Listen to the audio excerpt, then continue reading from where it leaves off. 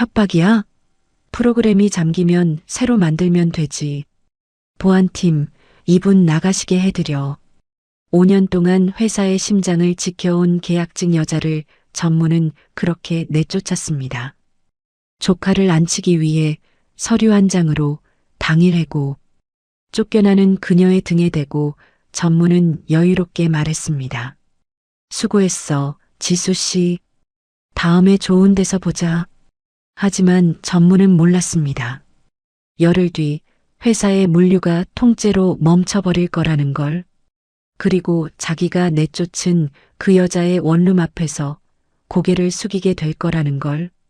사연 시작 전에 구독과 좋아요를 눌러주시고 어디에서 듣고 계신지 댓글 남겨주시면 그곳으로 건강과 행복이 가득하길 기원하겠습니다. 연 매출 1,000억. 성진공업은 자동차 부품 업계에서 알아주는 중견 제조업체로 전국 200여 곳의 거래처에 하루 수백 건의 출고를 소화하는 회사였다. 공장 3개에 직원 300명이 넘었고 물류센터는 24시간 트럭이 드나들며 숨 쉴 틈이 없는 곳이었다. 그 물류센터 구석, 모니터 2대 앞에 매일 앉아있는 여자가 한 명 있었다. 이지수 32살. 직함도 없고 명함도 없는 5년차 계약직이었다. 회사 사람들은 그녀를 그냥 지수 씨라고 불렀다. 물류팀 소속이었지만 팀 회의에 불려간 적은 거의 없었고 워크숍이나 회식 명단에서도 이름이 빠지는 날이 더 많았다. 정규직들 사이에 낀 계약직 하나, 그게 이지수라는 사람의 회사 안에서의 존재감이었다. 하지만 아이러니하게도 이 회사의 물류가 하루도 빠짐없이 정확하게 돌아가는 이유는 바로 그 투명인간 때문이었다. 5년 전 성진공업 물류센터는 한번 크게 흔들린 적이 있었다. 물류 시스템을 혼자 관리하던 최 과장이 어느 날 갑자기 사표를 던지고 나간 것이었다. 개인 사정이라는 한마디만 남기고 떠난 최 과장이 사라지자 시스템은 그대로 공백 상태에 빠져버렸다. 거래처 납기는 코앞인데 배차 스케줄은 엉키기 시작했고 출고 순서는 뒤죽박죽이 되어갔다. 물류팀 직원들이 수기로 버텨보려 했지만 하루 수백 건의 출고를 엑셀과 전화통으로 감당할 수 있는 수준이 아니었다. 그때 손을 든 사람이 전문대에서 컴퓨터공학을 전공하고 갓 입사한 계약직 이지수였다. 제가 한번 만들어 볼게요. 아무도 기대하지 않았고 다른 대안도 마땅히 없었기에 그래, 한번 해봐라는 반응이 전부였다. 지수는 밤을 새워가며 코드를 짜기 시작했다. 일주일 만에 기본 뼈대를 올렸고 거래처별 납기와 배차, 출고, 순서가 자동으로 돌아가기 시작하자 물류팀은 안도의 한숨을 내쉬었다. 임원들은 위기 잘 넘겼네 하고 잊어버렸다. 문제는 그 잊어버렸다에 있었다. 회사는 급한 불을 껐다는 사실에만 만족했을 뿐 지수가 어떤 조건으로 시스템을 만들었는지는 물어보지도 따지지도 않았다. 라이센스 귀속이 누구 앞으로 되어 있는지, 유지보수 계약을 별도로 맺어야 하는지 그런 건 아무도 신경 쓰지 않았다. 지수에게 정규직 전환을 제안한 적도 단 한 번 없었고 해마다 계약서에 도장만 찍어주면 그만이었다. 지수도 굳이 먼저 나서서 귀속 계약을 요구하지 않았다. 정규직도 아닌 사람이 그런 말을 꺼내봤자 돌아올 건 차가운 시선뿐이라는 걸 알고 있었으니까. 그렇게 5년이라는 시간이 흘렀다.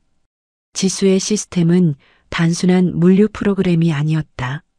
거래처 200여 곳의 납기 조건, 단가 협약, 우선순위 룰, 계절별 출고, 패턴, 긴급 오더 대응 로직까지 전부 녹아든 커스텀 엔진으로 성장해 있었다.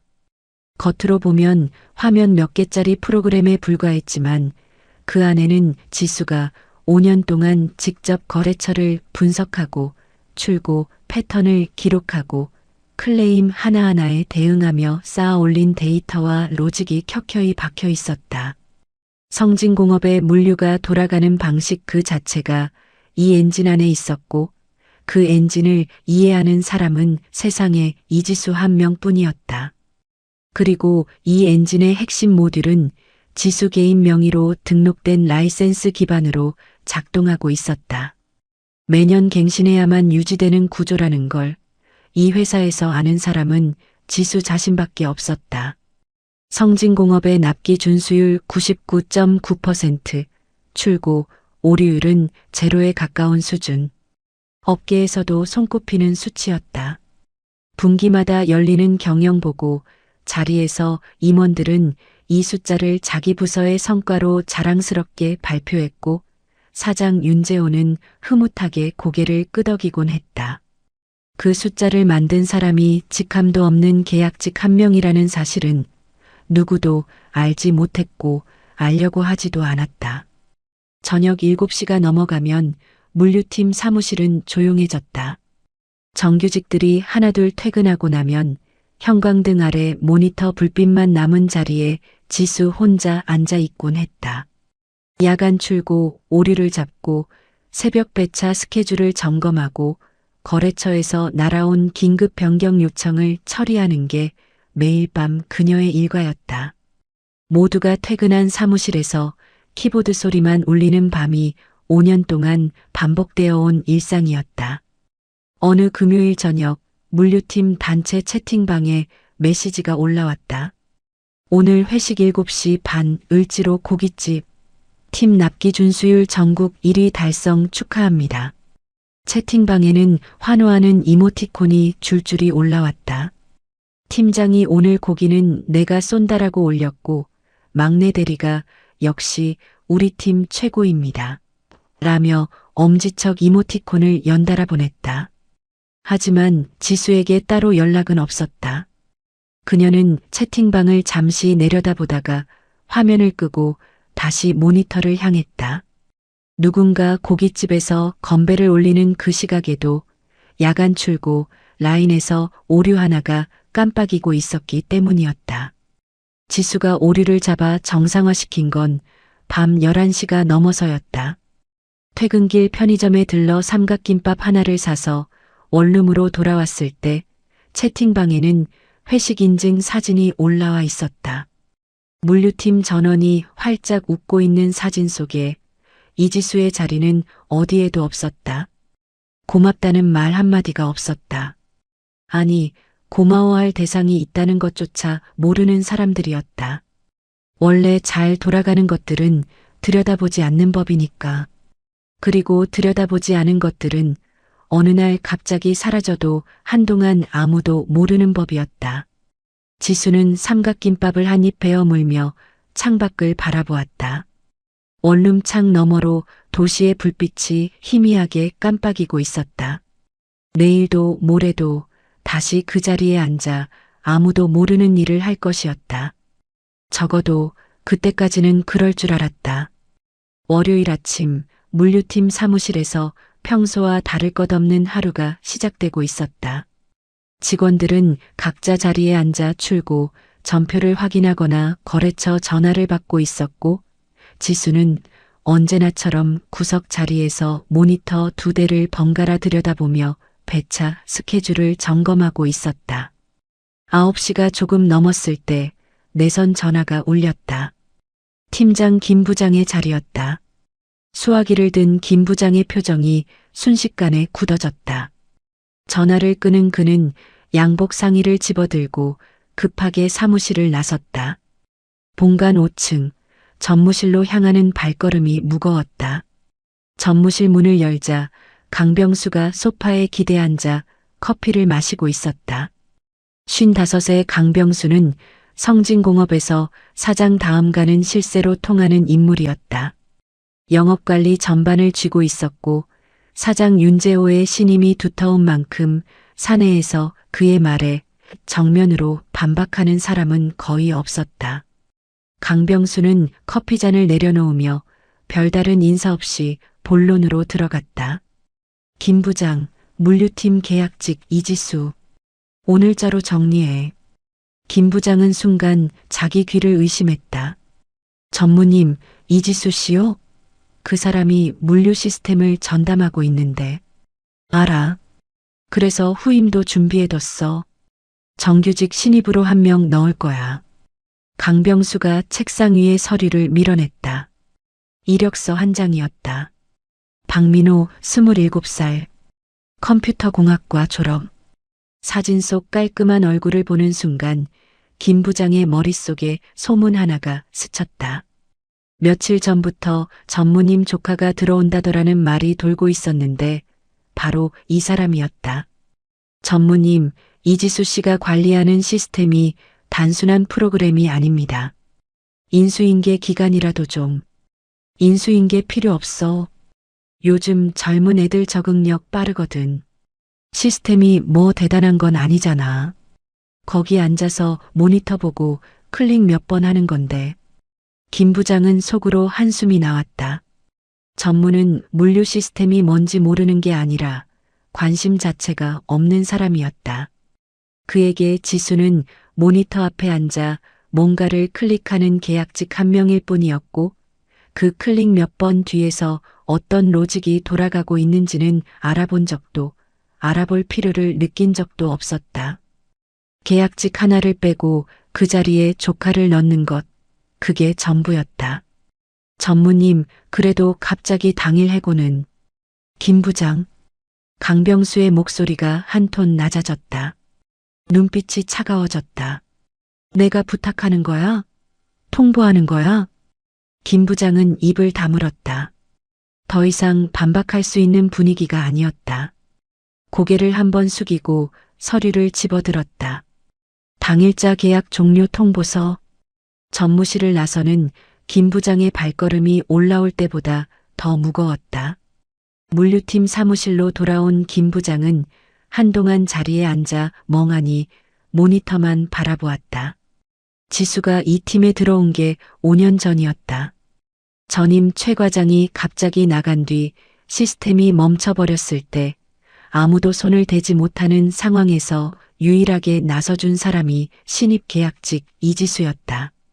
일주일을 밤새워 시스템을 만들어 올린 그 모습을 김 부장은 똑똑히 기억하고 있었다. 그런 사람을 오늘자로 내보내야 한다는 게, 서류 한 장을 전달해야 한다는 게 입안에서 쓴맛이 났다. 하지만 전무의 결정을 뒤집을 수 있는 위치가 아니라는 것도 알고 있었다. 김 부장은 무거운 몸을 일으켜 지수 쪽으로 걸어갔다. 지수 씨, 잠깐 회의실 좀 갈까? 지수는 고개를 들어 김 부장을 바라보았다. 김 부장의 눈이 지수와 제대로 마주치지 못하고 흔들리는 게 보였다. 5년을 같은 팀에서 일하면서 김 부장이 이런 표정을 짓는 걸 본 적이 없었다. 뭔가 좋지 않은 일이라는 걸 직감적으로 느꼈지만 지수는 내색하지 않고 자리에서 일어났다. 작은 회의실 문이 닫히자 김 부장이 먼저 의자에 앉으며 입을 열었다. 말을 꺼내기까지 몇 초간의 침묵이 있었다. 지수 씨, 나도 방금 전무님한테 들었는데 오늘자로 계약을 종료한다는 통보가 내려왔어. 지수는 아무 말 없이 김 부장을 바라보았다. 전무님이 직접 결정하신 거야. 계약직 자리를 정리하고 정규직 신입을 한 명 넣겠다고. 후임도 이미 정해져 있대. 후임이 누구예요? 지수가 조용히 물었다. 김 부장이 잠시 말을 머뭇거렸다. 박민호라는 친구야. 컴퓨터공학과 졸업했다고 하고 전무님 조카래. 그 한마디에 모든 게 설명이 되었다. 계약직 정리는 명분이었고 실상은 자기 자리에 조카를 꽂아넣기 위한 인사였다. 지수는 표정을 바꾸지 않았다. 놀랍지 않았다. 5년 동안 계약직으로 일하면서 이런 일이 언제든 벌어질 수 있다는 건 어딘가에서 늘 예감하고 있었으니까. 전무님이 당일자로 처리하라고 했어. 나도 아침에 불려가서 들은 거야. 지수 씨, 정말 미안해. 김 부장이 고개를 숙였다. 진심이 담긴 사과였지만 그 진심이 전무 앞에서 이건 아닙니다라는 한마디로 이어지지 못했다는 것도 사실이었다. 지수는 그걸 탓하지 않았다. 이 회사에서 전무에게 정면으로 반박할 수 있는 사람은 사장밖에 없다는 걸 잘 알고 있었으니까. 서류 주세요. 지수가 담담하게 말했다. 김 부장이 서류 한 장을 꺼냈다. 당일자 계약 종료 통보서. 지수는 서류를 받아 내용을 한번 읽고 접어서 가방에 넣었다.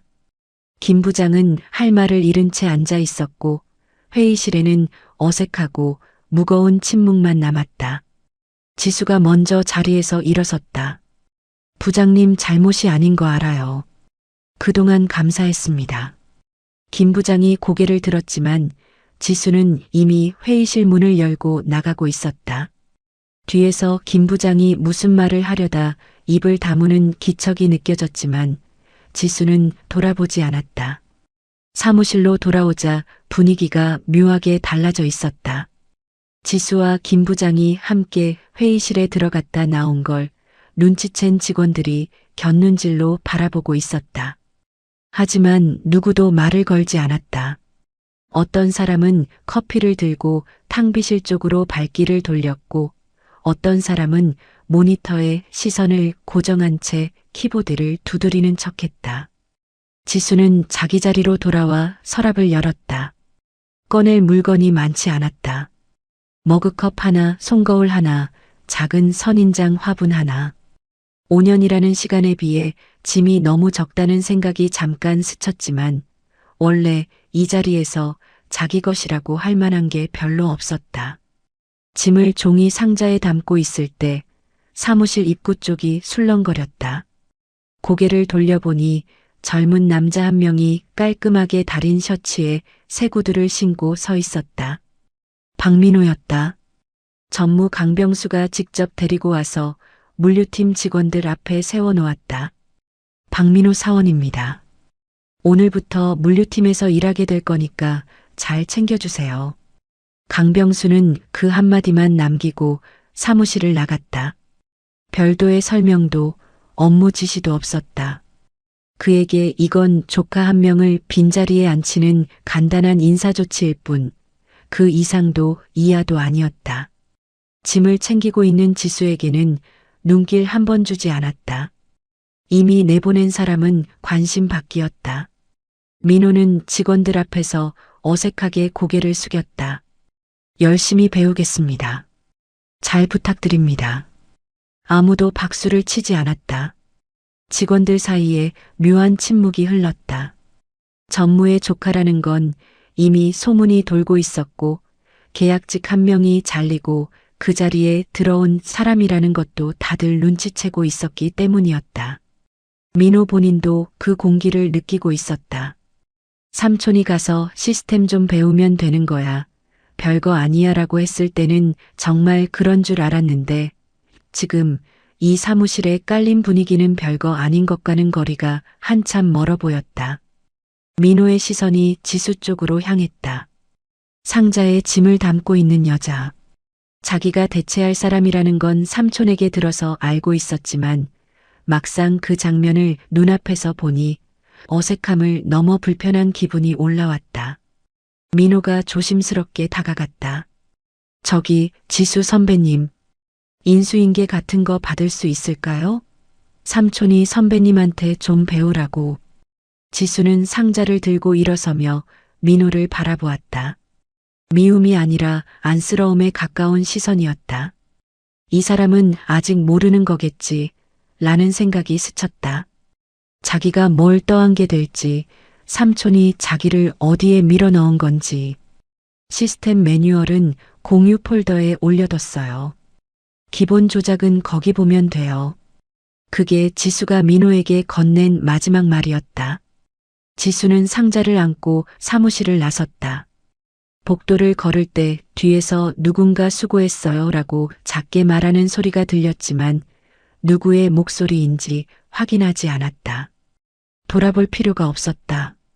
5년이라는 시간이 서류 한 장으로 끝나는 곳에서 뒤를 돌아보는 건 의미가 없는 일이었다. 지수가 사무실을 나선 건 오전 10시 반이었다. 상자를 안고 복도를 걷는데 뒤에서 빠른 발소리가 따라왔다. 돌아보니 전무 강병수였다. 양복 주머니에 손을 찔러 넣은 채 느긋한 걸음으로 다가오고 있었다. 표정에는 미안함 같은 건 한 조각도 없었다. 지수 씨, 잠깐. 지수는 상자를 안은 채 멈춰섰다. 강병수가 앞에 서더니 주머니에서 손을 빼며 입을 열었다. 짐은 다 챙겼어? 빠뜨린 거 없고? 마치 이사하는 사람한테 건네는 인사처럼 가벼운 말투였다. 지수는 대답 대신 강병수를 조용히 바라보았다. 강병수는 그 시선을 대수롭지 않게 흘기며 말을 이었다. 민호가 적응할 때까지 혹시 전화로 물어볼 수도 있는데 그 정도는 받아줘. 어차피 별거 아니잖아. 시스템 조작하는 거야 매뉴얼 보면 되는 거니까. 별거 아니다. 5년을 밤새워가며 만들고 매일 야근하며 지켜온 시스템이 이 사람 입에서는 별거 아닌 것이었다.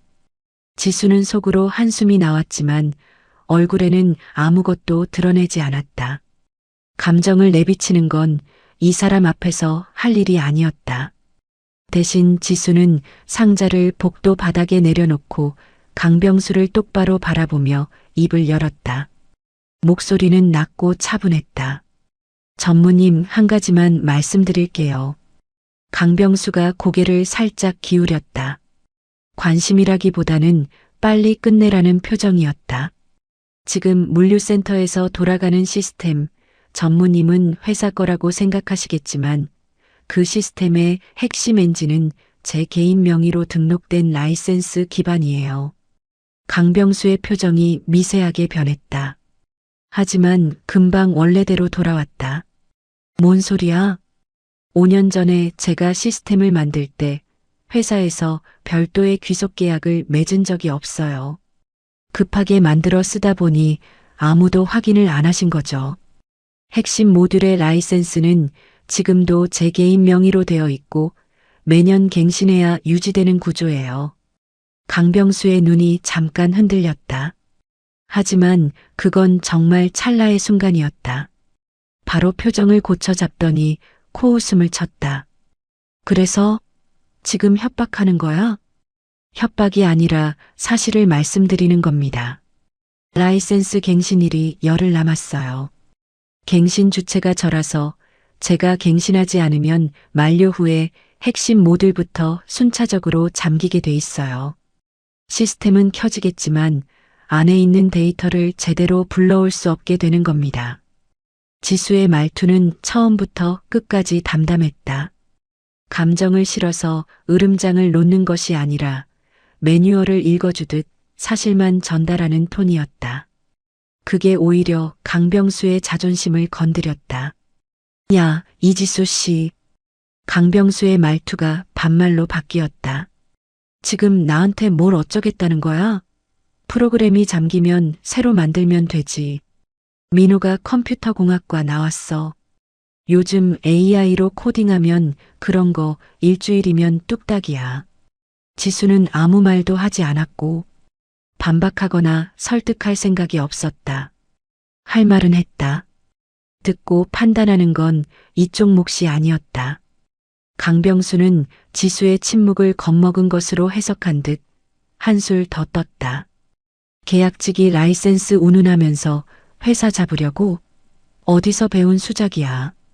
이런 식으로 나오면 나도 가만 안 있어. 강병수가 주머니에서 휴대폰을 꺼내 어딘가에 전화를 걸었다. 보안팀? 나강 전무야.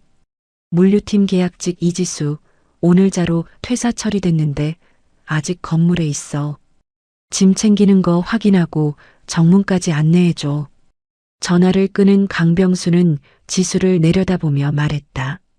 수고했어, 지수 씨. 다음에 좋은 데서 보자. 돌아서는 강병수의 등에서 여유가 흘러넘쳤다. 자기가 뭘 건드린 건지 전혀 모르는 사람의 뒷모습이었다. 지수는 그 등을 물끄러미 바라보다가 시선을 거두었다. 잠시 후 보안 요원 한 명이 다가왔다. 젊은 남자 직원이었다. 상황이 불편한 듯 눈을 제대로 마주치지 못하며 머뭇거렸다. 이지수 씨, 죄송한데 정문까지 같이 가주셔야. 괜찮아요. 가면 되죠. 지수는 상자를 들고 먼저 걸었다. 보안 요원이 반 발짝 뒤에서 어색하게 따라왔다. 복도를 지나 엘리베이터를 타고 1층으로 내려가는 동안 지수는 한 번도 뒤를 돌아보지 않았다. 건물 밖으로 나서자 공장 쪽에서 출고 트럭이 엔진 소리를 울리며 빠져나가고 있었다. 아직은 아무 문제 없이 돌아가고 있는 평범한 월요일 오전이었다. 주차장을 빠져나온 지수는 버스 정류장 벤치에 상자를 내려놓고 앉았다. 하늘은 맑았고 바람이 살짝 불었다. 주머니에서 휴대폰을 꺼내 시간을 확인했다. 오전 11시. 해고 통보를 받은 지 1시간 반밖에 지나지 않았는데 이상하게 아주 오래전 일처럼 느껴졌다. 카카오톡 알림이 하나 떠 있었다. 김 부장이었다. 지수 씨, 정말 미안해. 전무님한테 한마디 더 해볼걸. 나중에 도움될 일 있으면 언제든 연락해. 지수는 답장을 보내지 않았다. 그 미안함은 진심이겠지만 진심만으로는 아무것도 바뀌지 않는다는 걸 오늘 다시 한번 확인했을 뿐이었다. 대신 메일함을 열었다. 며칠 전부터 확인해뒀던 메일 2통이 그대로 있었다. 중소 물류업체 2곳에서 보내온 시스템 개발 의뢰였다. 지수는 잠시 화면을 들여다보다가 답장을 보냈다. 다음 주부터 작업 시작하겠습니다. 휴대폰을 주머니에 넣고 버스가 오는 쪽을 바라보았다. 원룸에 도착한 건 낮 12시가 조금 넘어서였다. 좁은 현관에 상자를 내려놓고 신발을 벗었다. 창문을 열자 바깥 공기가 밀려 들어왔다. 평일 낮에 원룸은 조용했다. 5년 동안 이 시간에 집에 있어 본 적이 없었다. 항상 사무실 구석에 앉아 모니터를 들여다보고 있던 시간이었으니까. 지수는 노트북을 꺼내 책상 위에 올려놓았다.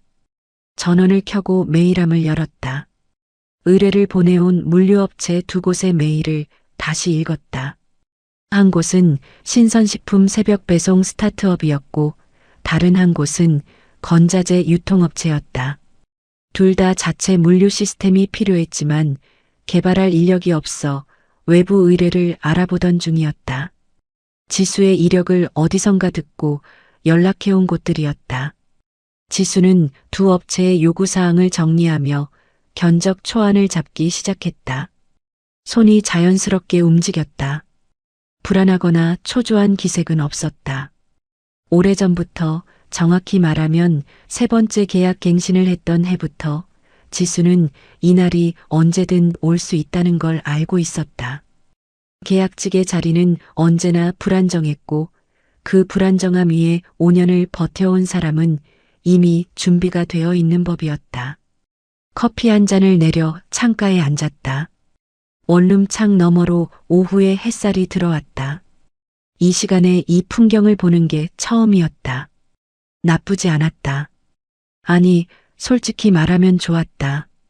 노트북 화면 한쪽에는 새 의뢰처의 데이터가 펼쳐져 있었고 다른 한쪽에는 달력이 열려 있었다.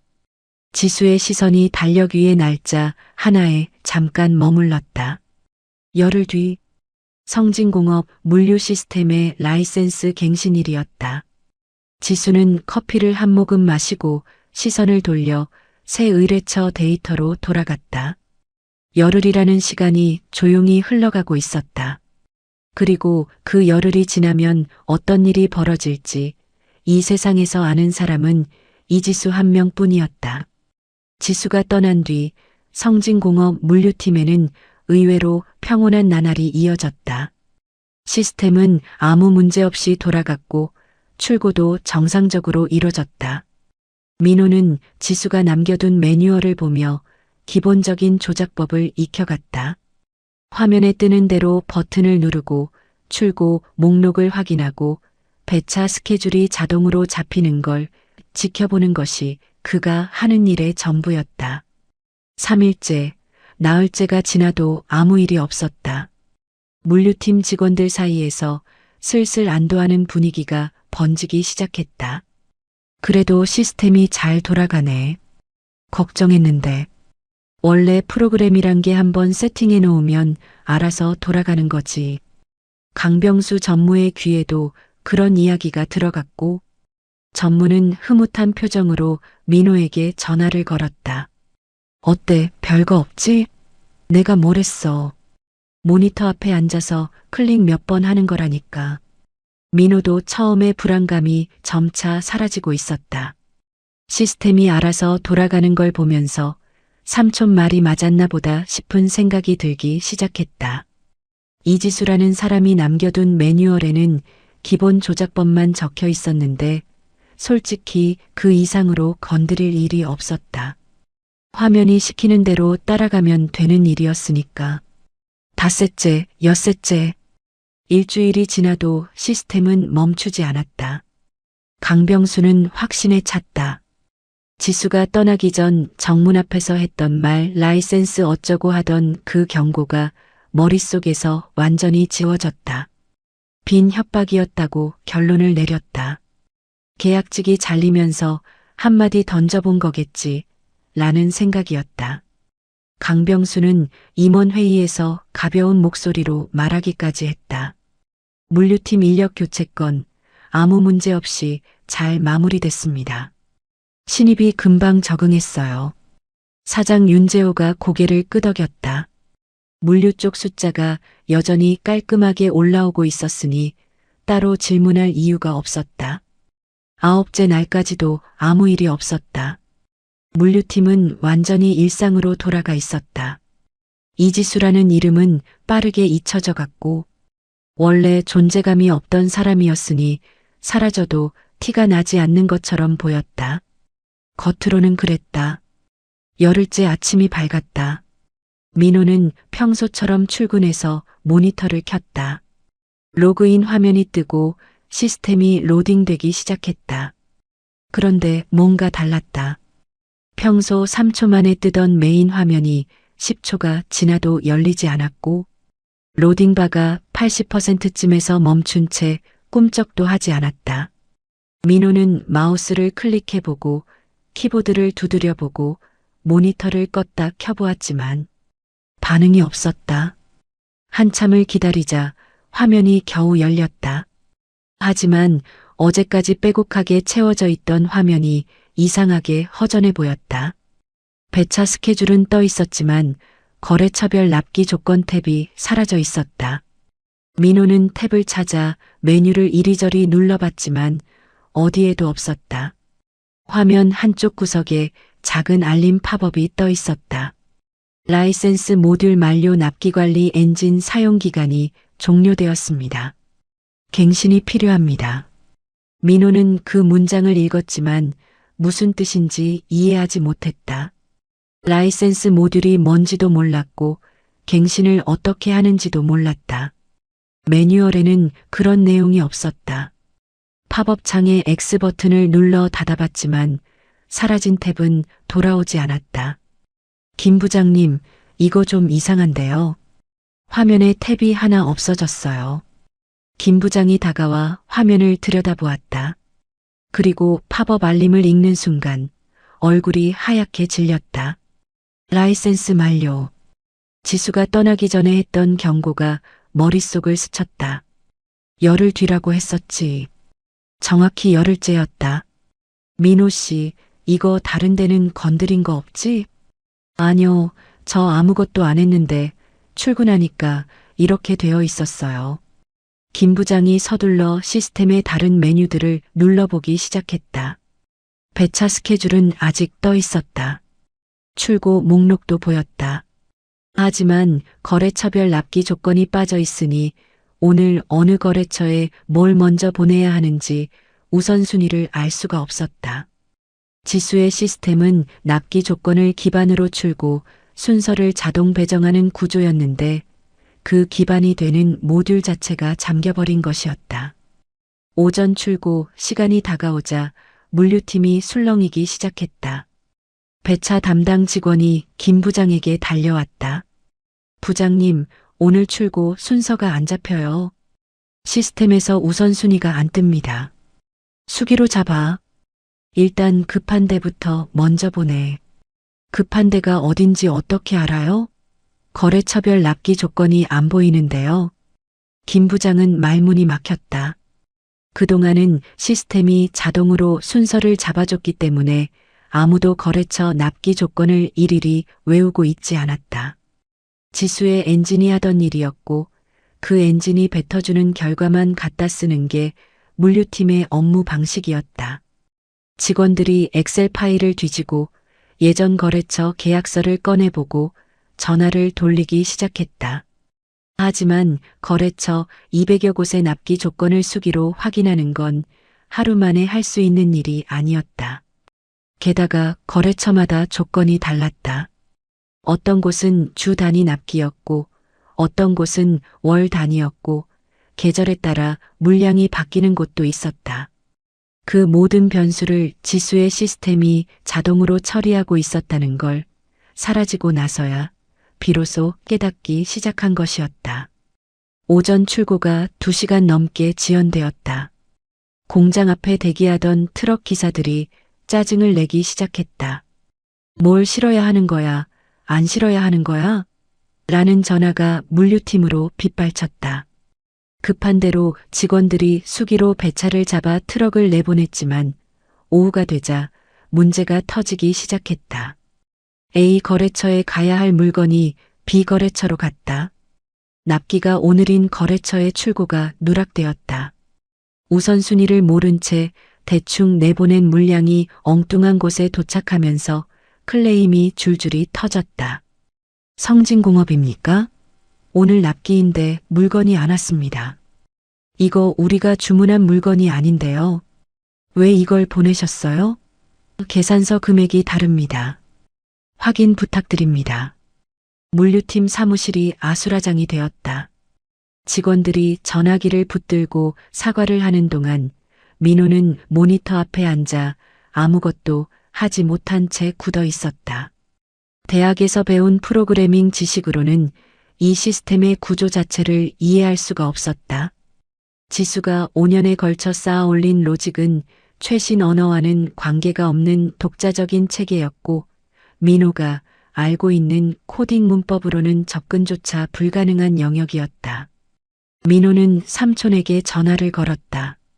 손이 떨리고 있었다. 삼촌, 시스템에 뭔가 문제가 생겼어요. 화면에 라이센스 만료라고 뜨는데 이게 뭔지. 강병수의 목소리가 순간 멈췄다. 라이센스 만료. 열흘 전 정문 앞에서 지수가 했던 말이 갑자기 떠올랐다. 갱신일이 열흘 남았어요. 제가 갱신하지 않으면 만료 후에 핵심 모듈부터 순차적으로 잠기게 돼 있어요. 그때는 빈 협박이라고 무시했다. 일주일이 넘도록 아무 일도 없었으니까. 그런데 정확히 열흘째 지수가 말한 그대로 벌어지고 있었다. 민호야, 일단 다른 거 건드리지 마. 내가 알아볼게. 전화를 끄는 강병수는 잠시 창밖을 바라보며 생각에 잠겼다. 하지만 금방 고개를 저었다. 아직 당황할 단계가 아니었다. 납기 조건 하나 잠긴 거지 시스템 전체가 멈춘 건 아니었으니까. 외부 업체를 불러서 라이센스를 해제하면 되는 문제라고 판단했다. 강병수는 IT 외주업체 2곳에 전화를 걸었다. 상황을 설명하자 돌아온 답변은 비슷했다. 원래 개발자가 아닌 이상 커스텀 엔진의 라이센스 구조를 외부에서 해제하는 건 불가능합니다. 소스 코드를 분석하려면 최소 몇 달은 걸리고 그것도 원 개발자의 협조 없이는 보장할 수 없습니다. 강병수의 표정이 처음으로 흔들렸다. 그 사이 시간은 멈추지 않았고 오후가 넘어가면서 문제는 눈덩이처럼 불어갔다. 잘못 배송된 물건의 반품 요청이 들어오고 납기를 넘긴 거래처에서 위약금 통보가 날아왔다. 하루 손실을 계산해 보니 이미 1억을 넘어서고 있었다. 퇴근 시간이 다가왔지만 물류팀 사무실의 불은 꺼지지 않았다. 직원들은 지친 얼굴로 전화를 받고 엑셀 시트를 뒤지고 수기로 내일 출고 계획을 짜느라 야근에 들어갔다. 그 모습을 지켜보던 김 부장이 조용히 한숨을 내쉬었다. 이지수 씨가 매일 밤 혼자서 하던 일이 이거였구나 라는 생각이 뒤늦게 스쳐 지나갔다. 그 시각 지수는 원룸 창가에 앉아 새 의뢰처의 물류 데이터를 분석하고 있었다. 노트북 화면에는 신선식품 스타트업의 배송 패턴 데이터가 펼쳐져 있었고 옆에는 커피 한 잔이 놓여 있었다. 휴대폰에는 성진공업 쪽에서 걸려온 부재중 전화가 3건 찍혀 있었지만 지수는 확인하지 않았다. 받아야 할 이유가 없었다. 서류에 도장 찍고 나온 순간 그쪽과 자신 사이에 남은 관계는 없었으니까. 밤이 깊어가면서 지수는 의뢰처 견적서 초안을 마무리하고 메일을 보냈다. 그리고 달력을 한번 훑어보았다. 성진공업 시스템의 라이센스 만료는 오늘이 첫날이었다. 납기관리 모듈이 잠겼을 것이고 내일이면 단가 협약 테이블이 잠길 차례였다. 그 다음은 계절별 출고, 패턴, 그 다음은 긴급 오더 대응 로직. 하나씩 순서대로 잠기도록 설계한 건 지수 자신이었으니까 무엇이 어떤 순서로 사라질지 정확히 알고 있었다. 지수는 노트북을 닫고 창밖을 바라보았다. 도시의 불빛이 어둠 속에서 희미하게 깜빡이고 있었다. 서두를 것은 없었다. 이튿날 아침 물류팀 사무실은 전날의 혼란이 채 가시지 않은 상태에서 하루를 시작해야 했다. 밤새 야근한 직원 2명이 책상에 엎드려 눈을 붙이고 있었고 김 부장은 충혈된 눈으로 커피를 들이키며 수기로 작성한 출고 계획서를 검토하고 있었다. 민호가 출근해서 모니터를 켰다. 어제와 같은 로그인 화면이 떴고 시스템이 로딩되기 시작했다. 민호는 속으로 기도했다. 제발 어제보다 나아져 있기를. 하지만 화면이 열리는 순간 심장이 떨어지는 기분이었다. 또 하나가 사라져 있었다. 어제는 납기관리 모듈이 잠겼는데 오늘은 단가 협약 테이블까지 열리지 않았다. 화면 구석에 팝업이 떠 있었다. 라이센스 모듈 만료 단가 협약 엔진 사용 기간이 종료되었습니다. 갱신이 필요합니다. 민호의 손이 마우스 위에서 멈췄다. 어제 하나 잠기더니 오늘 또 하나. 내일은 뭐가 잠기는 거지? 식은땀이 등줄기를 타고 흘러내렸다. 김 부장님. 김 부장이 달려와 화면을 확인했다. 눈을 감았다. 단가 협약 테이블이 잠겼다는 건 거래처별로 적용되는 납품 단가를 시스템에서 확인할 수 없다는 뜻이었다. 어제는 어디에 뭘 보내야 하는지를 몰랐다면 오늘부터는 얼마에 보내야 하는지도 모르게 된 것이었다. 물류팀 직원들의 얼굴에서 혈기가 빠져나갔다. 어제 하루를 수기로 버틴 것만으로도 녹초가 되어 있었는데 오늘은 난이도가 한 단계 더 올라간 셈이었다. 납기도 모르고 단가도 모르는 상태에서 출고를 해야 했다.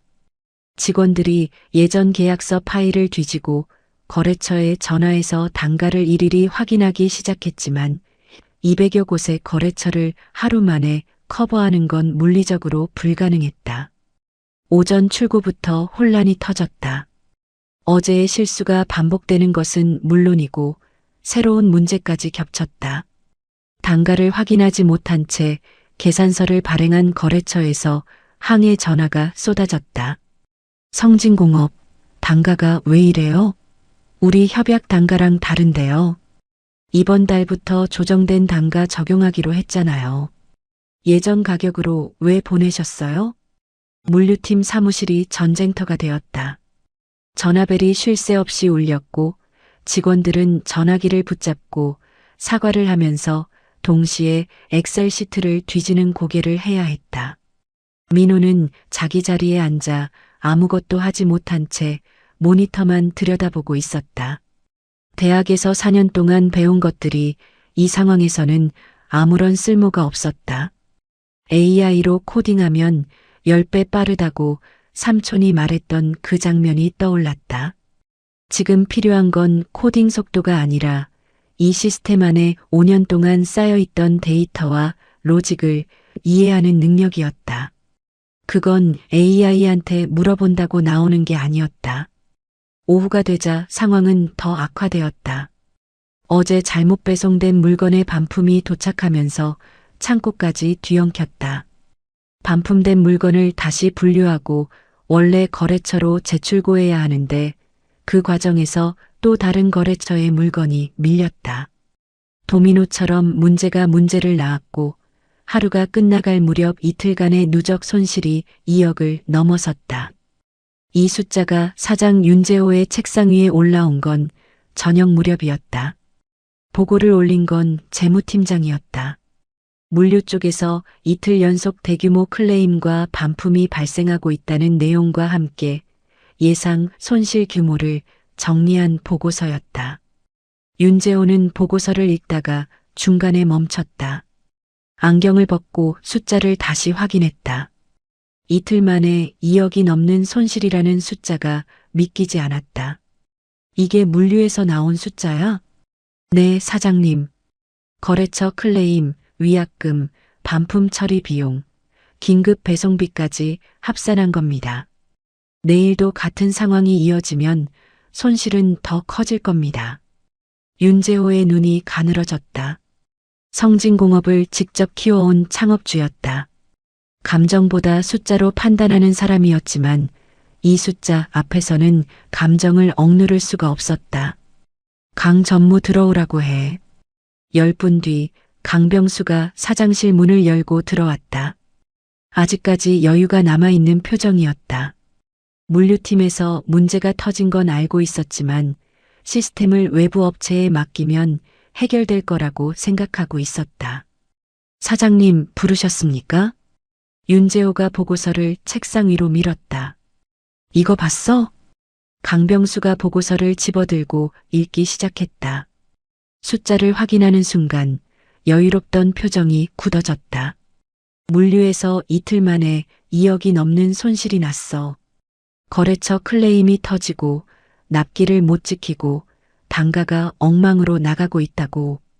이게 무슨 상황이야? 강병수가 조심스럽게 입을 열었다. 물류 시스템에 기술적인 문제가 좀 생겨서 지금 외부 업체를 통해. 기술적인 문제? 윤재호가 강병수의 말을 잘랐다. 목소리가 한 톤 올라갔다. 내가 들은 건 다른 얘기야. 물류 시스템의 핵심 모듈이 잠겼다며? 라이센스가 개인 명의로 되어 있어서 갱신이 안 됐다고? 강병수의 얼굴이 순간 일그러졌다. 김 부장이 보고를 올린 것이었다. 강병수는 김 부장을 속으로 욕했지만 사장 앞에서 내색할 수는 없었다. 그게 이전 담당자가 퇴사하면서 라이센스 관련 문제가 있었는데 지금 확인 중입니다. 이전 담당자? 이지수 씨 말하는 거지? 윤재호가 책상 위에 손바닥을 내리쳤다. 둔탁한 소리가 사장실 안에 울렸다. 계약직 하나 자르고 조카 넣겠다고 한 거 내가 모를 줄 알았어? 소문이 안 돌 줄 알았어? 참고 넘어간 건 실적에 영향이 없었으니까야. 근데 지금 뭐야? 이틀 만에 2억이야. 내일은 3억이 되겠지. 모레는? 강병수가 입을 열려 했지만 윤재호가 허락하지 않았다. 그 여자가 관리하던 시스템이 회사의 핵심이라는 걸 아무도 몰랐다고? 5년 동안? 그 시스템의 라이센스가 개인 명의라는 걸 아무도 확인 안 했다고? 강병수는 아무 말도 하지 못했다. 할 말이 없어서가 아니라 할 수 있는 말이 없었다. 시스템이 뭔지 관심도 없었고 지수가 뭘 하는 사람인지 알아보지도 않았다. 모니터 앞에 앉아 클릭 몇 번 하는 사람이라고 생각했다. 그게 전부였다. 윤재호가 자리에서 일어섰다. 강병수를 내려다보는 눈빛이 차가웠다. 출고는 되는데 뭘 보냈는지도 모르고 얼마에 보냈는지도 모른다고? 사람 하나 잘못 건드려서 회사 기둥을 통째로 뽑아버렸어. 강병수의 어깨가 움츠러들었다. 영업관리 전무로서 사내 실세라는 타이틀이 이 순간에는 아무 소용이 없었다. 법무팀에 확인시켜 라이센스 강제로 이전할 수 있는 방법이 있는지. 네, 사장님. 바로. 그리고 윤재호의 목소리가 더 낮아졌다. 그 방법이 없으면 당장 그 여자한테 가서 무릎을 꿇어서라도 데려와. 강병수는 사장실을 나서면서 다리가 후들거리는 걸 느꼈다. 복도를 걸으며 휴대폰을 꺼냈다. 법무팀장에게 전화를 걸었다. 법무팀장, 나 강전무야. 물류 시스템 라이센스 건인데 강제로 이전하거나 해제할 수 있는 방법 좀 검토해줘. 빨리. 법무팀장의 답변은 다음 날 아침에 왔다. 강병수가 기대했던 것과는 정반대의 내용이었다. 전무님, 검토 결과 나왔습니다. 해당 시스템의 핵심 모듈 라이센스는 이지수 씨 개인 명의로 정식 등록되어 있고 입사 당시에도 그 이후에도 회사와 지식재산권 귀속에 관한 별도 계약을 맺은 사실이 없습니다. 계약 종료 후 귀속 조항도 없고요. 법적으로 회사가 건드릴 수 있는 근거가 전혀 없습니다.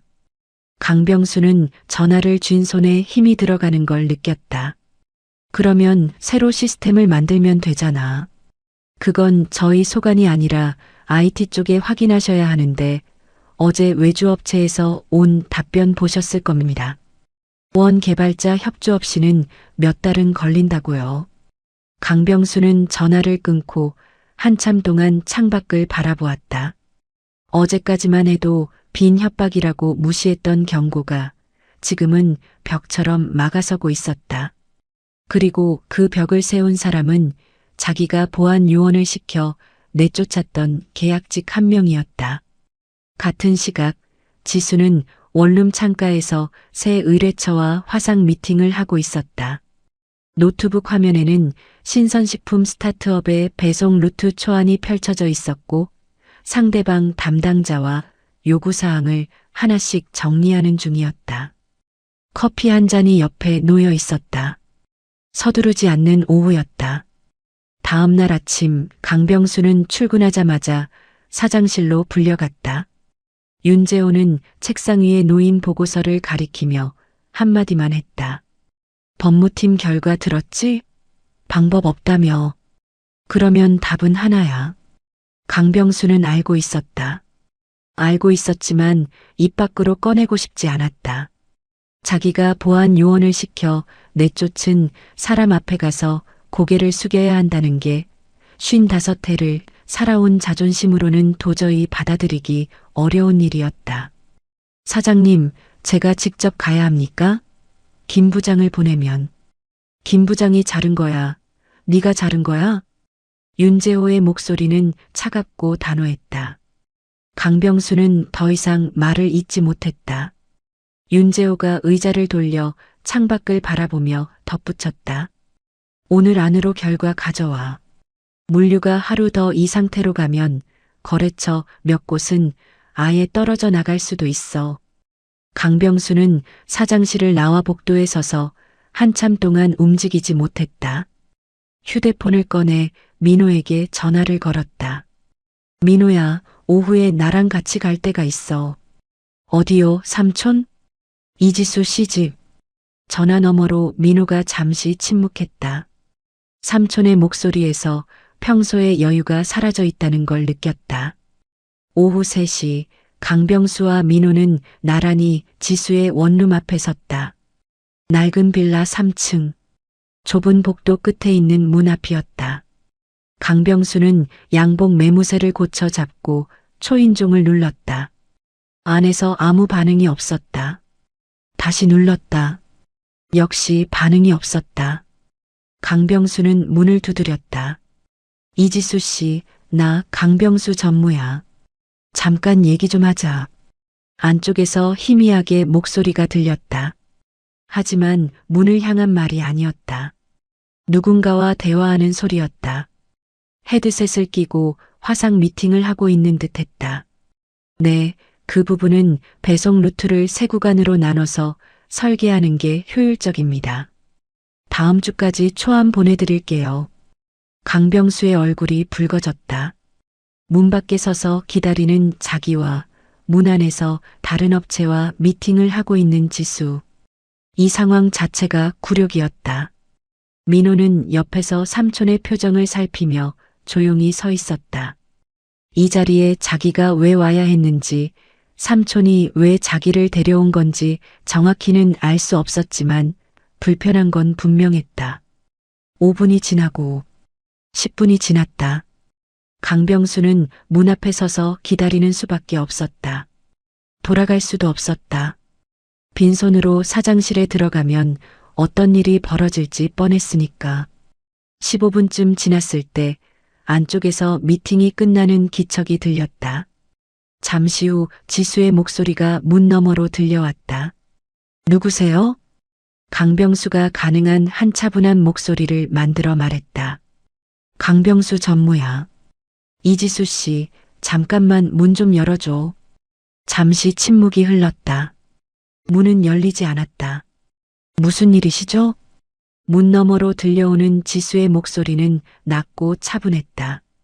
감정이 실려 있지 않았다. 화가 나 있는 것도 반가운 것도 아닌 그냥 사실을 확인하는 톤이었다. 강병수는 자존심을 억누르고 입을 열었다. 목소리가 살짝 떨렸지만 애써 눌렀다. 지수 씨, 오해가 있었어. 내가 좀 성급했다는 거 인정할게. 정규직 전환에 연봉 20% 인상해 줄 테니까 일단 회사로 돌아와서 시스템 좀 정상화시켜줘. 문 너머에서 아무 소리도 들리지 않았다. 강병수는 말을 이었다. 사장님도 지수 씨 능력을 인정하고 계셔. 처우 개선은 확실하게 해줄게. 어때? 여전히 침묵이었다. 강병수의 이마에 땀이 맺히기 시작했다. 민호는 옆에서 삼촌의 모습을 바라보며 처음으로 뭔가를 직감했다. 삼촌이 잘못 건드린 거다. 계약직 하나를 자르고 자기를 넣은 그 결정이 지금 이 상황을 만든 거다. 자기 때문이기도 하다는 생각에 가슴이 뜨끔했다. 1분쯤 지났을까? 지수의 목소리가 다시 들려왔다.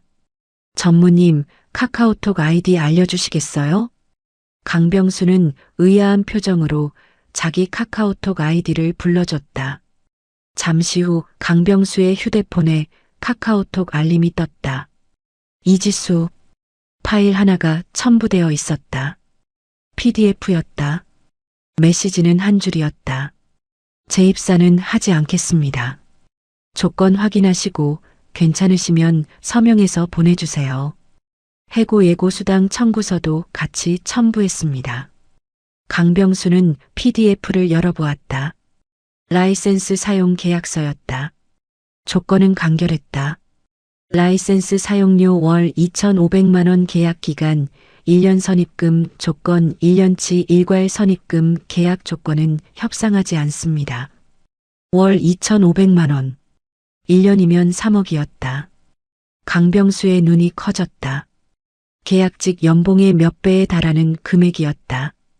뒤이어 해고 예고 수당 청구서까지 확인한 강병수의 얼굴이 시뻘겋게 달아올랐다. 이지수 씨, 이 금액이 말이 된다고 생각해? 월 2,500만 원이면 연 3억이야. 여기에 해고 예고 수당까지? 지금 회사를 뜯어먹으려고. 문 너머에서 지수의 목소리가 돌아왔다. 여전히 낮고 차분했다. 전무님, 그 시스템 없이 하루의 손실이 얼마인지는 이미 알고 계시잖아요. 새로 만드시려면 3개월 이상 걸리고 그 사이 손실은 매일 쌓이고요. 3억이 비싼 건지 싼 건지는 전무님이 판단하실 일이에요. 강병수는 할 말을 잃었다. 감정적으로 따지고 싶었지만 지수가 던진 숫자가 정확했다. 이틀 만에 2억이 넘는 손실이 났고 시스템이 복구되지 않으면 내일도, 모레도, 그 다음 날도 손실은 계속될 터였다.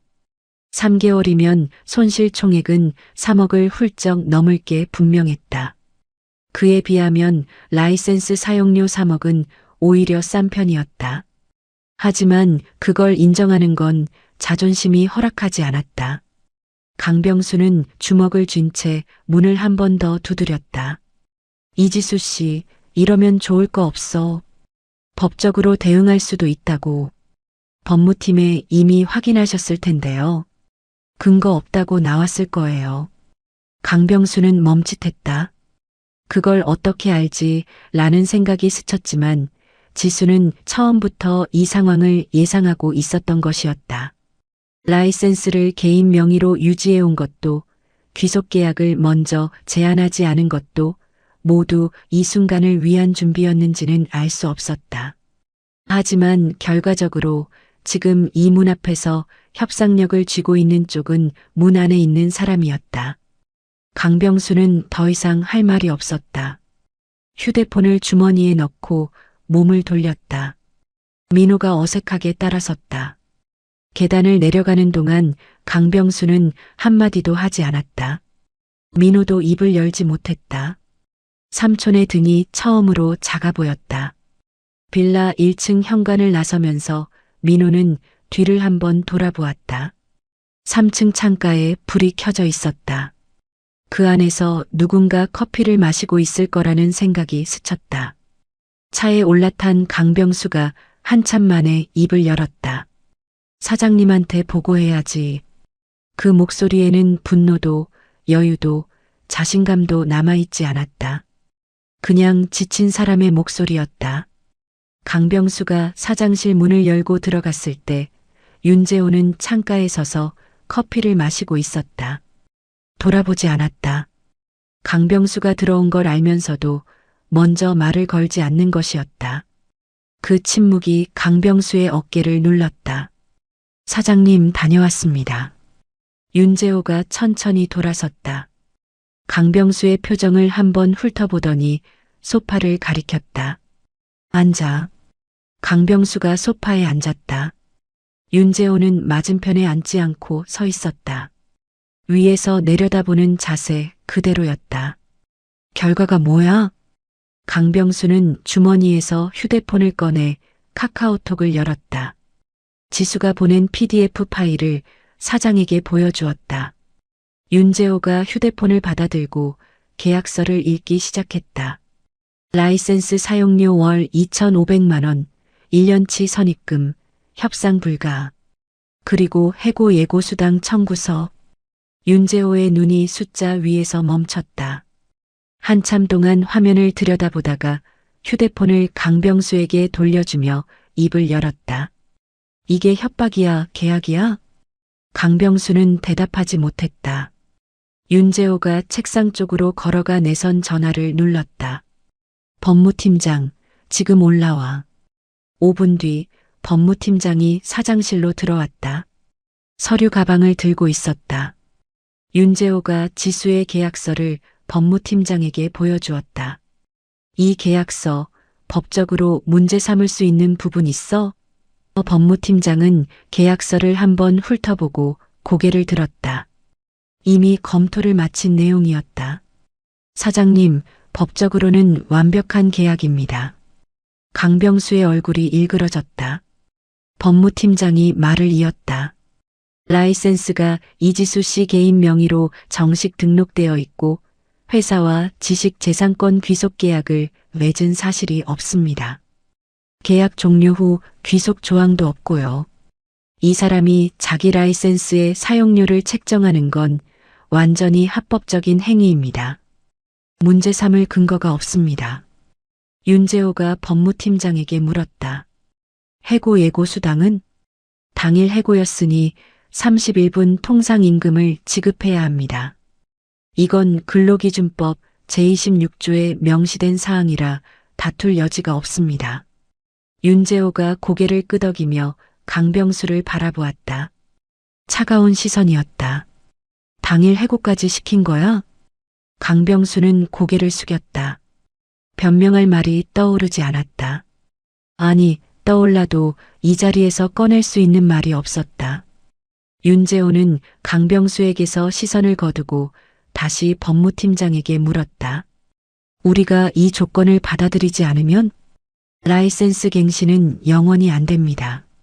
새 시스템을 구축하는 수밖에 없는데 최소 3개월입니다.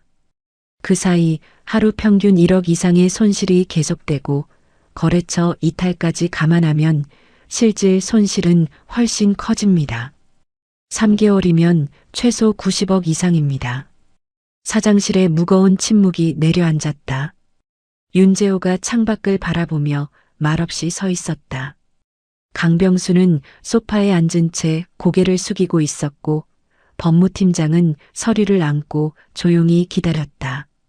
윤재호가 돌아섰다. 3억이랑 90억 중에 뭘 골라야 하는지 초등학생도 알겠네. 강병수가 고개를 들었다. 윤재호의 표정에는 분노보다 피로감이 더 짙었다. 이 상황을 만든 사람에 대한 실망, 그리고 어쩔 수 없이 받아들여야 하는 현실에 대한 체념이 섞여 있었다. 도장 찍어. 윤재호가 짧게 말했다. 강병수가 조심스럽게 입을 열었다. 사장님, 금액을 좀 조정해 볼 수는. 협상 불가라고 적혀 있잖아. 읽었으면서 왜 물어? 강병수는 입을 다물었다. 윤재호가 책상 서랍에서 법인 도장을 꺼내 법무팀장에게 건넸다. 계약서 정리해서 서명본 만들어. 해고 예고 수당도 같이 처리하고. 법무팀장이 도장을 받아들고 고개를 숙였다. 사장실을 나서려는 법무팀장을 윤재호가 불러 세웠다. 잠깐. 윤재호가 강병수를 바라보았다. 이 비용 어디서 나와야 하는지 알지? 강병수의 얼굴이 하얗게 질렸다. 윤재호의 다음 말을 이미 예감하고 있었지만 직접 듣는 건 다른 문제였다. 올해 상여금 전액 삭감이야. 거기에 월급에서도 매달 빠질 줄 알아. 3억 전부 내 주머니에서 나올 순 없겠지만 네가 벌인 일이니까 최대한 네가 감당해. 법무팀장, 인사팀이랑 협의해서 처리해줘. 사장님, 그건 뭐? 윤재호의 목소리가 날카로워졌다. 강병수는 입을 다물었다. 네가 자른 사람이야. 네가 내쫓은 사람이야. 내 조카 넣겠다고 회사 기둥을 뽑은 거야. 그 비용을 회사가 돼? 그건 안 되지. 강병수는 아무 말도 할 수 없었다. 소파에 앉은 채 두 손이 무릎 위에서 떨리고 있었다. 영업관리 전무라는 직함이 사내 실세라는 타이틀이 이 순간에는 쓸모가 없었다. 자기가 만든 구덩이에 자기가 빠진 것이었다. 법무팀장이 조용히 사장실을 나갔다. 윤재호가 창가로 돌아서며 마지막으로 한마디를 던졌다. 그리고 민호건도 생각해도 정규직 신입으로 넣었으니 바로 자를 수는 없지만 물류팀에 그 친구가 할 수 있는 일이 있는지는 네가 알아서 판단해. 강병수는 사장실을 나서며 다리에 힘이 풀리는 걸 느꼈다. 복도를 걸어 자기 사무실로 돌아가는 동안 스쳐 지나가는 직원들이 곁눈질로 바라보는 게 느껴졌다. 물류팀 사태에 대한 소문이 이미 회사 안에 퍼져 있었다. 강병수는 고개를 숙인 채 사무실 문을 닫았다. 의자에 앉아 휴대폰을 꺼냈다. 카카오톡을 열어 지수에게 메시지를 보냈다. 타이핑하는 손가락이 무거웠다. 계약 조건 수용합니다. 서명본 보내겠습니다. 답장은 30분 뒤에 왔고 딱 한 줄이었다. 확인했습니다. 선입금 3억 입금 확인 후 24시간 이내에 시스템 정상화하겠습니다. 강병수는 휴대폰을 책상 위에 내려놓고 천장을 올려다보았다. 불과 열흘 전에는 보안 요원을 시켜 내쫓았던 사람한테 지금은 카카오톡으로 계약 수용 메시지를 보내고 있었다. 입안에 쓴맛이 가시지 않았다. 그날 저녁 지수의 계좌에 3억 원이 입금되었다. 입금 확인 문자를 본 지수는 노트북을 열었다. 성진공업 시스템에 원격으로 접속했다. 잠겨있던 모듈의 라이센스 키를 입력하고 갱신 버튼을 눌렀다. 납기관리 엔진이 살아났고 단가 협약 테이블이 열렸다.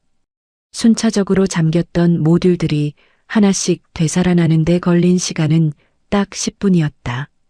지수는 시스템이 정상 가동되는 걸 확인한 뒤 접속을 끊었다. 그리고 새 의뢰처에서 보내온 메일을 열어 내일 미팅 일정을 확인했다.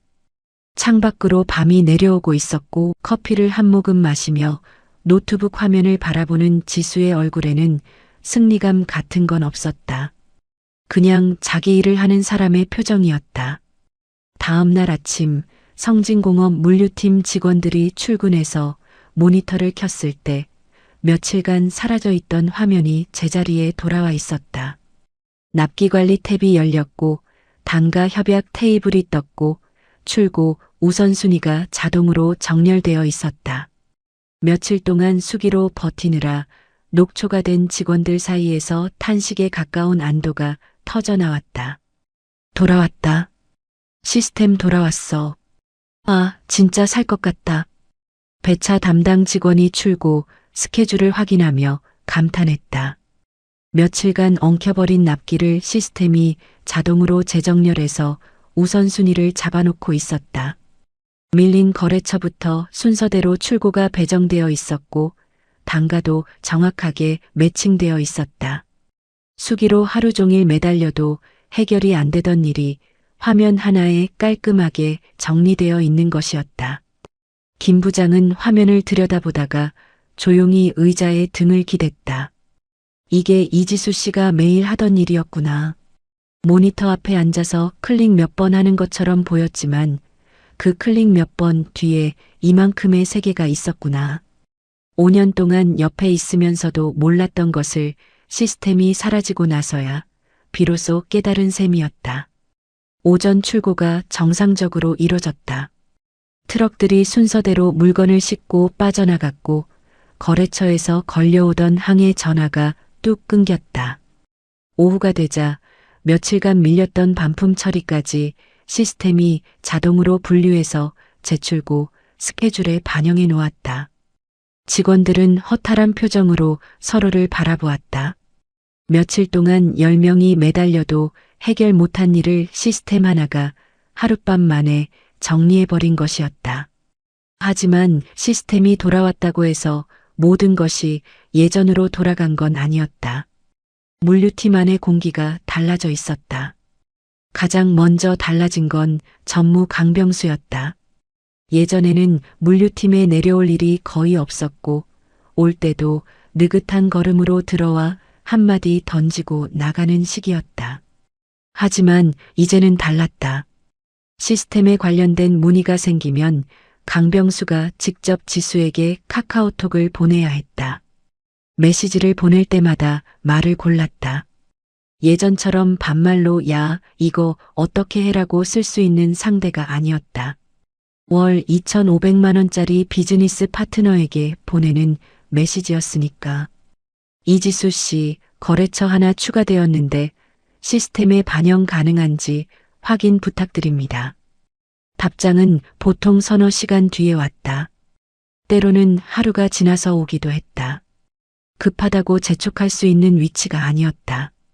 계약서에는 원격 유지 보수, 응답 시간 보장 조항 없음이라고 적혀 있었다. 지수가 여유 있을 때 처리하면 그만인 구조였다. 강병수는 답장을 기다리는 동안 책상 앞에 앉아 손가락으로 팔걸이를 두드리곤 했다. 불과 한 달 전만 해도 보안 요원을 시켜 내쫓았던 사람의 답장을 기다리는 자신이 한심하다는 생각이 들었지만 할 수 있는 게 없었다. 민호의 처지는 더 묘했다. 정규직 신입이라는 직함은 그대로였지만 물류팀에서 그가 할 수 있는 일이 사실상 없었다. 시스템은 지수가 원격으로 관리하고 있었고 나머지 실무는 기존 직원들이 나눠 맡고 있었다. 민호가 끼어들 자리가 없었다. 처음 며칠은 직원들 옆에 앉아 출고 전표 확인하는 걸 도와보려 했지만 괜찮아요. 제가 할게요라는 말만 돌아왔다. 불편해서가 아니라 진짜로 민호가 도울 수 있는 일이 없었기 때문이었다. 민호는 매일 출근해서 자기 자리에 앉았다. 모니터를 켜고 시스템 화면을 열어보고 이것저것 눌러보았지만 화면이 뱉어내는 숫자와 로직의 의미를 이해할 수 없었다. 대학에서 배운 코딩과 이 시스템 사이에는 건널 수 없는 간극이 있었다. 교과서에서 배운 건 프로그래밍 언어의 문법이었고 이 시스템 안에 있는 건 5년 동안 현장에서 쌓아 올린 경험과 판단의 집합체였다. 문법을 안다고 소설을 쓸 수 있는 게 아닌 것처럼 코딩을 할 줄 안다고 이 시스템을 이해할 수 있는 건 아니었다. 한 달쯤 지났을 때 민호는 삼촌에게 전화를 걸었다. 삼촌, 나 여기서 뭘 해야 하는 건지 모르겠어. 할 수 있는 일이 없어. 강병수는 한참 말이 없다가 한숨을 내쉬었다. 좀만 버텨. 내가 자리 알아볼게. 예전 같았으면 걱정하지 마, 삼촌이 다 해줄게라고 호기롭게 말했을 텐데 지금은 그런 여유가 남아있지 않았다. 자기 급여가 삭감되고 있었고 사내에서의 입지도 눈에 띄게 좁아지고 있었다.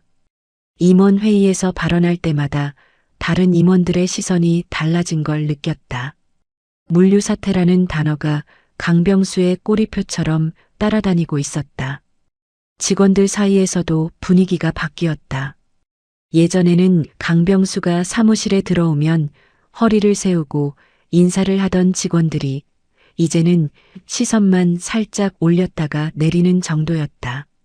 대놓고 무시하는 건 아니었지만 존경이 빠진 자리에 남은 건 형식적인 예의뿐이었다. 강병수는 그 변화를 느끼고 있었지만 내색할 수 없었다. 내색한다고 달라질 것도 없었다.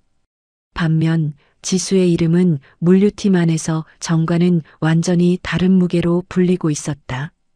예전에는 지수 씨라고 가볍게 불렸던 이름이 이제는 이지수 씨로 바뀌어 있었다. 시스템에 변경 사항이 생기거나 문의할 일이 있으면 김 부장이 먼저 지수에게 정중하게 카카오톡을 보냈다. 이지수 씨, 다음 분기 거래처 납기 변경건 반영 요청드립니다. 편하신 시간에 처리 부탁드려요. 지수의 답장은 늘 짧고 정확했다. 확인했습니다. 내일 오전 중으로 반영하겠습니다. 그게 전부였다. 감정이 없는 건 아니었다. 다만 감정을 섞을 필요가 없는 관계가 된 것이었다. 회사와 지수 사이에 남은 건 계약서 한 장이었고 그 계약서 안에 적힌 숫자가 두 사람의 관계를 정의하고 있었다. 지수의 하루는 완전히 달라져 있었다. 아침에 일어나면 커피를 내리고 창가에 앉아 노트북을 열었다. 오전에는 새 의뢰처 시스템 개발에 집중했다. 신선식품 스타트업의 배송 루트 설계가 거의 마무리 단계에 접어들었고 건자재 유통업체 쪽은 데이터 구조 설계를 시작한 상태였다. 두 곳 다 지수의 작업 속도와 퀄리티에 만족하고 있었고 추가 의뢰를 검토 중이라는 연락도 와 있었다. 오후에는 성진공업 시스템을 원격으로 모니터링했다. 이상이 없으면 30분이면 끝나는 일이었다. 예전에 밤늦게까지 사무실에 매달렸던 건 시스템 관리 때문만이 아니었다. 정규직들이 퇴근한 뒤 떠넘기고 간 잡무, 갑자기 날아오는 거래처 요청, 아무도 안 하니까 자기가 처리해야 했던 야간 출고 확인까지 전부 지수 몫이었다. 지금은 계약서에 적힌 일만 하면 됐다. 나머지 시간은 오롯이 자기 것이었다. 저녁에는 다음 달 계약 검토를 하거나 새로운 의뢰 문의에 답장을 보냈다. 가끔은 노트북을 일찍 닫고 산책을 나가기도 했다. 5년 동안 한 번도 해본 적 없는 일이었다. 퇴근 후 편의점 삼각김밥으로 저녁을 때우던 시절이 불과 한 달 전인데 까마득하게 느껴졌다. 출근도 없었고 상사도 없었다. 회의실에 불려가 고개를 숙일 일도 회식 명단에서 이름이 빠져 있는 걸 확인할 일도 없었다. 누군가의 눈치를 볼 필요가 없었다. 자기가 만든 시스템이 자기를 먹여 살리고 있었고 그 시스템을 필요로 하는 곳이 하나가 아니라 셋이었다. 계약직이라는 직함 뒤에 숨겨져 있던 자기 가치를 세상이 뒤늦게 알아보기 시작한 것이었다. 어느 저녁 지수는 원룸 창가에 앉아 커피를 마시고 있었다. 노트북 화면에는 새 의뢰처에서 보내온 감사 메일이 열려 있었다. 시스템 도입 후 배송 오류가 절반으로 줄었습니다. 감사합니다. 짧은 메일이었지만 성진공업에서 5년 동안 한 번도 듣지 못했던 말이 거기에 적혀 있었다. 감사합니다. 지수는 메일을 닫고 창밖을 바라보았다. 도시의 불빛이 어둠 속에서 반짝이고 있었고 바람이 불어 커튼이 살짝 흔들렸다. 5년 동안 한 번도 지어본 적 없는 표정이 얼굴 위에 떠올라 있었다. 여유였다. 모니터 2대 앞에서 밤을 새우던 그 시절의 이지수는 더 이상 없었다. 지금 이 창가에 앉아 커피를 마시는 이지수는 자기 이름 석 자의 무게를 처음으로 느끼고 있는 사람이었다. 이지수 씨는 특별한 사람이 아니었습니다. 학벌이 대단한 것도 아니었고 누군가 뒤를 봐준 것도 아니었습니다. 그저 맡겨진 자리에서 묵묵히 자기 일을 했을 뿐입니다. 하지만 그 자리가 얼마나 중요한 자리였는지는 아무도 몰랐습니다. 잘 돌아갈 때는 당연하다고 여기다가 사라지고 나서야 비로소 알게 되는 것. 그게 사람의 가치가 드러나는 방식인 것 같습니다. 우리 주변에도 이런 분들이 있지 않습니까? 직함도 없이 묵묵히 일하는 사람, 고맙다는 말 한마디 못 듣고 야근하는 사람, 자기가 없으면 안 돌아간다는 걸 본인만 알고 있는 사람. 그런 분들이 제대로 대우받는 세상이 되었으면 좋겠습니다. 이야기를 끝까지 들어주신 분이 계시다면 잘 들었다고 댓글 하나만 남겨주세요. 구독과 좋아요 부탁드립니다. 감사합니다.